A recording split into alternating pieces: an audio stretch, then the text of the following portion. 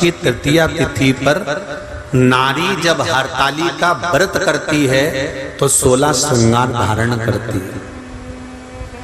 नूतन वस्त्र पहनती है, नूतन श्रृंगार करती है, नैनों में सुरमा, लाली, झुमका, हार, पाटली, चूड़ी, पायल, सारा श्रृंगार करती है, वो संपूर्ण श्रृंगार, क्योंकि वो शंकर भगवान और माता पार्वती श्री गणेश जी महाराज का पूजन करने बैठ रही है। हरतालिका का अखंड सौभाग्य का पूजन करने बैठ रही है।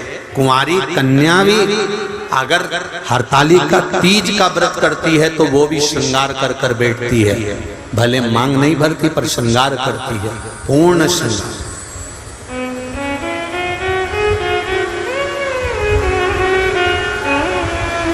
ऐसे वर को क्या वरूं जो जन्मे और मर जाए, वर वरूं मेरा सांवरा तो मेरा चूड़ा अमर हो जाए।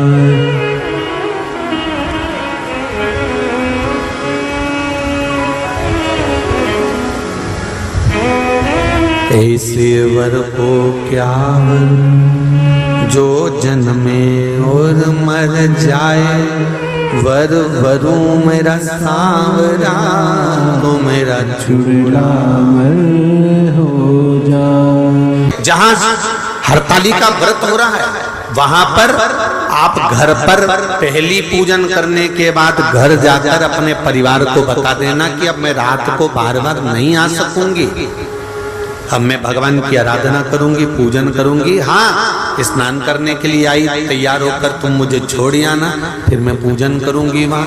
वो हो सकता है आना जाना, पर थोड़ा बैठ कर सत्संग, भजन, कीर्तन, श्री शिवाय नमस्तुभ्यम या पंचाक्षर मंत्र नमः शिवाय, षडाक्षर मंत्र ओम नमः शिवाय, या भगवान का भजन वहां बैठकर करते हैं।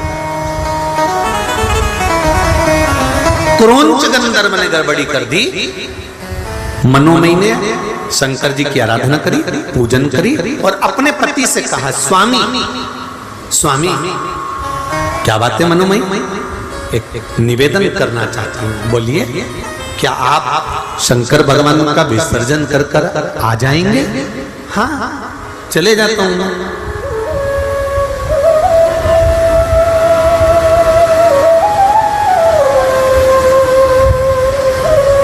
क्या आप शिव जी का विसर्जन कर कर आ जाओगे? हाँ, चले जाता हूं। पूजन आपने करी है, अर्चना आपने करी है, आराधना आपने करी है, शिव को निमंत्रण देकर आपने बुलाया, तो छोड़कर भी कौन आएगा?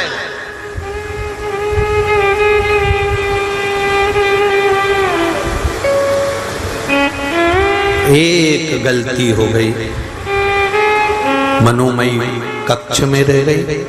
शंकर भगवान को पाटे पर, जो भगवान शिव चौरंग पर पाटे पर केले के पत्ते पर बने थे, पूजन जो हुई थी, वो सोबरी ऋषि लेकर चल दिए। ले जाकर सोबरी ऋषि तो जैसे ही निकले, इतनी देर में जो क्रोंच गंधर्व दुनिया को ज्ञान दे रहा था, जो क्रोंच गंधर्व सबको ज्ञान बांट रहा था, अपने इंद्र के सिंहासन के पास में बैठकर देवताओं के नजदीक रहने के बाद भी वो क्रोंच गंधर्व सही नहीं रह पाया। और सोबरी ऋषि की धर्म पत्नी सुबह सुबह जब माताएं आखिरी पूजन करती है शंकर भगवान की, तो माता पार्वती जी को सिंदूर दान करती है। सिंदूर दान कर कर माताएं अपनी मांग में सिंदूर भरती है। हरतालिका तीज कर आप लोगों को स्मरण होगा, आखिरी पूजन में जब माता पार्वती को सिंदूर का दान दिया, सिंदूर अपनी मांग में भरा, भरकर बस मनोमयी अंदर प्रवेश कर रही थी, इतनी देर में क्रोंच गंधर्व उस घर के अंदर प्रवेश कर गया और दरवाजा उसने बंद कर लिया। द्वार बंद करा, मनोमयी को लगा कि मेरे पति विसर्जन कर कर आए। बहुत ध्यान से सुनना जरा कथा। कई लोगों का प्रश्न रहता है कि हम गणेश जी बिठाते हैं तो गणेश जी के पास में वो चूहा रहता है, ये कौन था? तो ये हरतालिका की कथा सुन लो, आज मालूम पड़ जाएगा कि वो चूहा कौन था।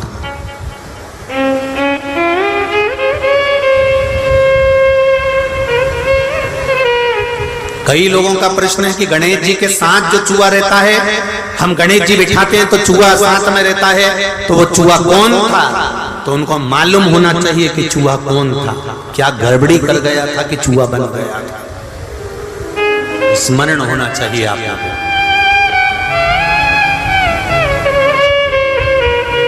मनोमयी को लगा मेरे स्वामी आए, उसको भान नहीं हो पाया कि स्वामी नहीं है, ये तो क्रोंच गंधर्व प्रवेश कर गया।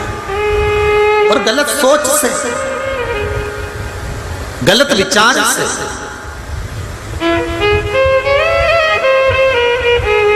बहुत ऊंचे पद पर बैठ जाना या बहुत ऊंचे पद पर बैठकर अच्छे रह लेना, ये भगवान की कृपा से ही हो सकता है। ऊंच निवास नीच कर देख न सकल बहुत ऊंची गादी पर बैठ जाओ, बहुत ऊंचे सिंहासन पर बैठ जाओ, बहुत ऊंचे अहदे पर बैठ जाओ, बहुत ऊंचे सिंहासन पर बैठ जाओ, और बैठने के बाद अपनी चित्त, अपनी बुद्धि, अपना विचार, अपनी वाणी, अपनी सोच सही बनाकर रख लेना बहुत कठिन बात।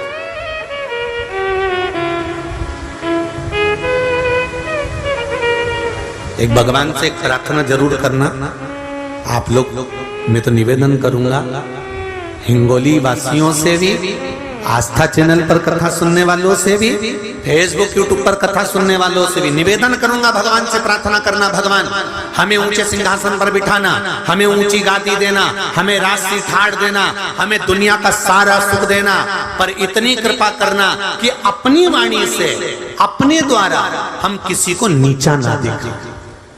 अपनी वाणी से, अपने द्वारा हम किसी को नीचा ना दिखाया जाए, किसी को हमारी वाणी से चोट ना लगे, किसी को हमारी वाणी से कोई घात ना पहुंचे।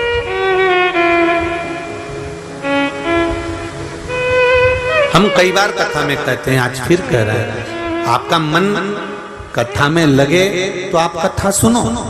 आपका मन करे कि सियोर वाला महाराज कथा कह रहा है, उसमें कुछ शांत तत्व है तो आप सुनो। नहीं है, आपके हाथ में रिमोट है, आप टीवी बंद कर दो। बहुत सारे महाराज आ रहे होंगे, चेंज कर दो तुरंत, बटन ही तो दबाना है, महाराज चेंज, उसमें क्या दिक्कत है। और दिल करे तुम्हारा कि हाँ कथा सुनना है और इसमें से कुछ ग्रहण करना है। कथा में से अगर ग्रहण करा है तो जीवन की सार्थक। एक पत्र में आया, देखिए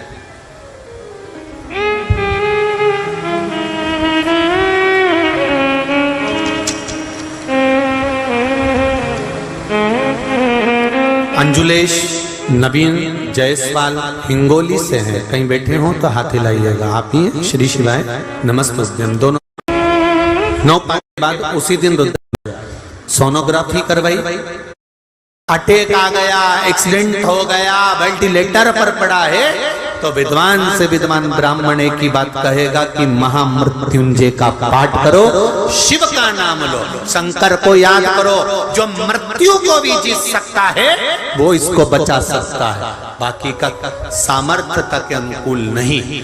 महाराज एक निवेदन है, जब हम दुख की घड़ी में होते हैं, फिर निवेदन है, एक शंकर का चरण अगर पकड़ लिया तो ये विश्वास मानना वो किसी के आगे तुम्हें झुकने नहीं देगा, तुमको संभाल,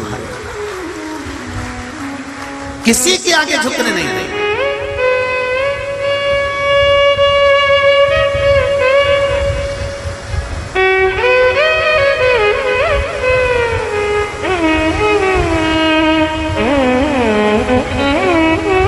एक पति नौकरी करता था, उसकी नौकरी छूट गई। छूटने के बाद में पति ने एक प्लाट था, प्लाट पर मकान बना लिया कर्जा लेकर, कर्जे वाले प्राण पर प्राण खा रहे, नौकरी अलग छूट गई। पत्र है,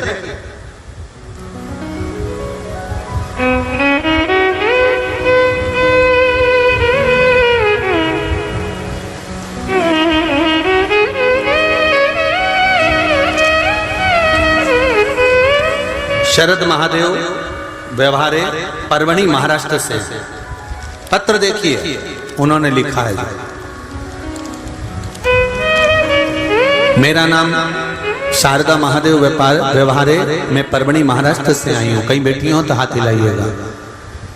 महाराज, पिछले साल महीने में परिवार बहुत परेशानियों में हो गया था गुरुदेव। मेरे पति की नौकरी छूट गई और हमने छोटी सी जगह ले ली थी जिसपे बैंक से कर्जा लेकर मकान बनवा लिया।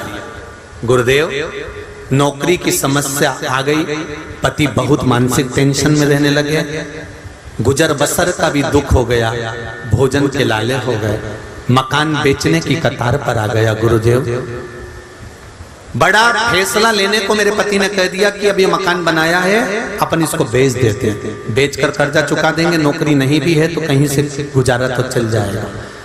फैसला लेकर एक तरफ मकान था, दूसरे तरफ पति का टेंशन था कि ये बीमार ना पड़ जाए, तो हमने भी कह दिया ठीक है, मकान को बेच दो, और मकान बेचने का फैसला किया गया। तभी आपकी और आपके शिव महापुराण के बारे में मेरी सहेली ने कहा, उसे सुन और सुनकर टीवी के सामने ही भगवान से प्रार्थना कर और जो उपाय बताए वो कर।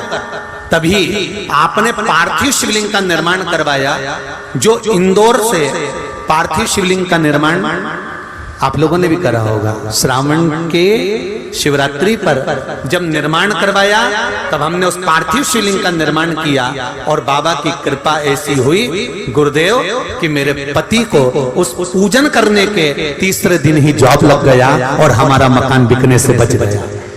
ये शिव है, ये शंकर है। शंभू वीकेंड पे हीरो बनकर आया है, आज छोड़ूंगा नहीं। शरणे मांगो घड़ी रे घड़ी, दुख काटो दया करी नगर शरण। आपने दिल से अगर उसको पुकारा है, आपने दिल से उसको आमंत्रित करा है, आपने दिल से उससे कोई बात कही है, आप बैठकर अपने चित्त की बात, अपने मन की बात, अपने हृदय की बात उससे कहो तो तुम दुनिया से कहकर हल्के हो जाते हो, पर उससे नहीं कह पाते। भोलेनाथ, मेरी बेटी की शादी करा दो। शंकर भगवान बोले, बेटी तेरी तो मैं काहे को शादी कराऊं? जब तू वहां पर भी मेरा तेरा कर रही है, मंदिर में बैठकर भी, मंदिर में बैठकर भी कर रही है कि मेरी बेटी की शादी करा दो, तुम्हें वहां बोलना चाहिए, भोलेनाथ आप ही की दी हुई पुत्री है, आप ही की है, और जैसे अशोक सुंदरी का विवाह करा था आपने, मेरी बेटी आपकी है और आपको इसका विवाह करना है। शिव जी कहे जब मेरी है तो टेंशन मत कर, निपटा दूंगा 3 महीने में ही। जा, जहां तेरा अहंकार आ जाता है, मैं और मेरा आ जाता है, अभिमान के शब्द आ जाते हैं, अभिमत्ता की वाणी आ जाती है, वहां से भगवान दूर हो जाता है। जहां रावण शंकर भगवान की आराधना करते थे, रावण शंकर भगवान की आराधना में लगा रहता था, पर रावण जब अहंकार की बात करता था, मैं लंकेश हूं, तो भगवान शंकर बहुत दूर हो जाते थे।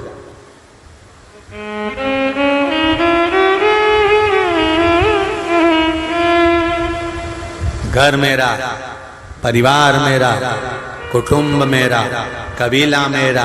एक सेठ जी हमेशा यही के रोते थे, मेरा परिवार, मेरा परिवार। मुझे इतना चाहता है, इतना कि मैं 1 मिनट नहीं दिखूं तो हमारा घर का लोग मुझे ढूंढने निकल जाता है।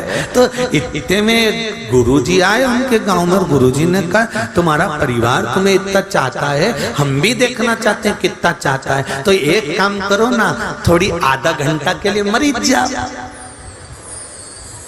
तो क्या आधा घंटा के लिए कोई मरता है क्या? नहीं, बस तुम ऐसा पानी पीते पीते लुढ़क जाना। गुरुजी बोले हम डॉक्टर को बुलवा के खिलवा देंगे, ये मर गया, उठना मत ही, बस हो आधे घंटे बाद हम उठा देंगे, हम भी तो देखें तेरा परिवार कितना तुझे चाहता है।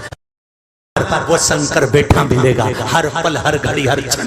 जो भक्त हो मां दिन में नहीं मिलता, सुबह नहीं मिलता, दिन में बेटा आ जाए तब चले जाओ। तो कहो शंकर के मंदिर कभी भी जा सकते हैं, तो शमशान जाने के लिए कोई मुहूर्त देखा जाता है?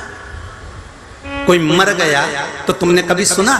पंडित जी को पंचांग में देखो जरा, हमारे दादाजी मर गए, इनको कितनी बजे ले जाए, जरा देख के बता। शमशान जाने का मुहूर्त नहीं होता, शंकर भगवान के दरवाजे पर जाने का कोई मुहूर्त नहीं होता।